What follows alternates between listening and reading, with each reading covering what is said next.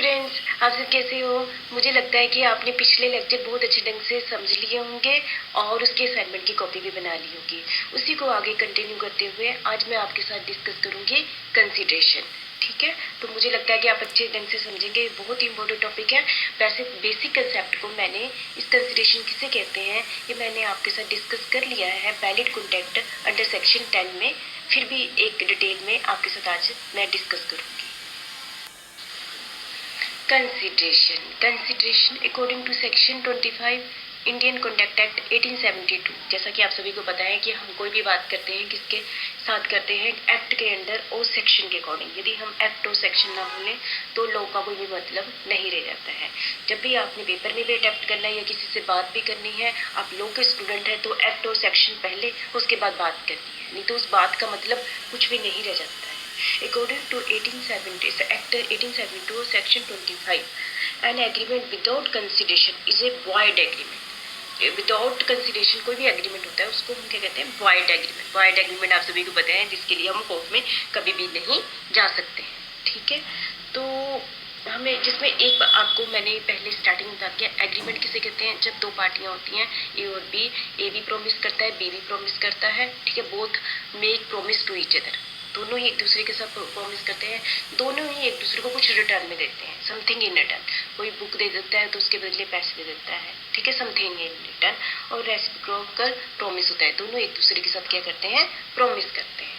तो ये हमारे बेसिक कंसेप्ट जो कॉन्ट्रैक्ट का है या ये कह ले एग्रीमेंट का है। तो मतलब एक दोनों एक दूसरे को देते हैं, जो भी देते हैं उसको हम क्या कहते हैं?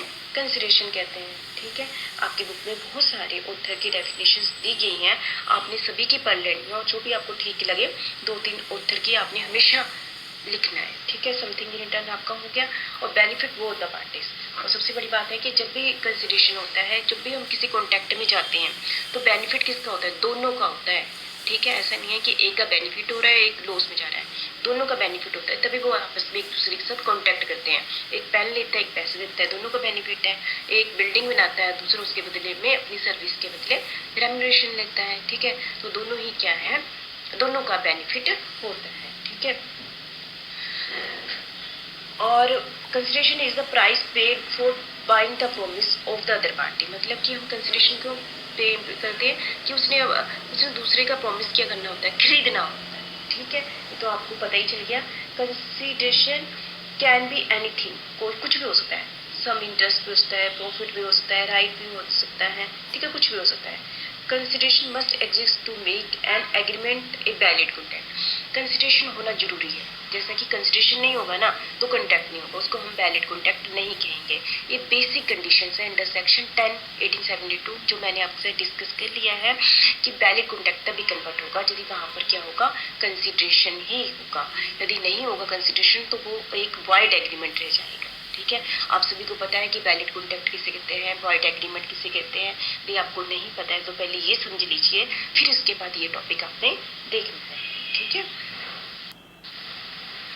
जैसा कि आप थोड़ी सी अब डेफिनेशन आपको पता है कि हम कौन सा सेक्शन पढ़ रहे हैं। Section 2D of Indian contract act 1872 में कंसिडरेशन की डेफिनेशन दी गई है। कंसिडरेशन क्योंकि सेक्शन में, हर सेक्शन में एक एक्ट के अंदर डेफिनेशन दी गई है। प्रोमाइजी की भी दी है, प्रोमाइजर की भी दी है, वैलिड कॉन्ट्रैक्ट, वॉइड एग्रीमेंट, ये मैंने आपके साथ पहले भी डिस्कस कर लिया है। वैसे ही कंसिडरेशन की डेफिनेशन भी इस एक्ट के अंदर दी गई है। और कौन से सेक्शन के अंदर दी गई है? Section 2D। आप सभी स्क्रीन में देख रहे हैं कौन सा सेक्शन? Section 2D। जब भी आपके माइंड में कंसिडरेशन आ जाए तो साथ में क्या चलना स्टार्ट हो जाए? 2D। जब भी कोई टॉपिक चले उसके साथ उसका सेक्शन भी आपके माइंड में चलना स्टार्ट हो जाना चाहिए। ठीक है, तो हम कंसिडरेशन कर रहे हैं तो सेक्शन आपके माइंड में आ गया। सेक्शन 2D में ये कहा गया है। क्या कहा गया है section 2D? When at the desire of the promisor. ठीक है, किसकी डिजायर पर होता है? प्रोमाइजर की डिजायर पर होता है, प्रोमिसी और एनी अदर पर्सन। और कौन देखता है कंसिडरेशन? प्रोमाइजी और अदर पर्सन। इसको हम बाद में डिटेल में करते हैं। Has done abstain from doing something. Consideration किसके बदले लिए थे? कुछ डूइंग समथिंग। और does or abstain from doing something or promises to do. Promise क्या करता है? टू डू, कुछ करना है, or abstain from doing something. Such act or promisee is called a consideration for the promisee, ठीक है। तो ये आपकी डेफिनेशन है, आपने एक दो ऑथर की तो चलिए करनी ही करनी है, पर सेक्शन की डेफिनेशन आपने 100% करनी है और सेक्शन को आपने लिखना भी है और एक्ट के अंदर लिखना है। ये बहुत ही, क्योंकि ये मेन टॉपिक है। आप यदि एसेंशियल कंडीशन ऑफ ऑफर करते हैं, एसेंशियल कंडीशन ऑफ एक्सेप्टेंस करते हैं, तो आपने वहाँ पर सेक्शन के अकॉर्डिंग डेफिनेशन समझनी है और लिखनी है पेपर में, ठीक है।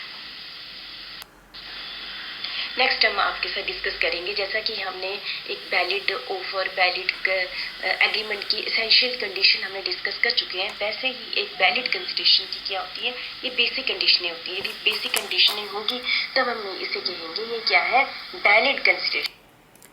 जैसा कि आप सारे समझ चुके हैं, मैंने अभी आपके साथ क्या डिस्कस किया, कंसिडरेशन। तो मैं इसकी basic essential condition next lecture में डिस्कस करूँगी। मुझे लगता है कि आप सभी इतना समझ गए होंगे। Thank you very much.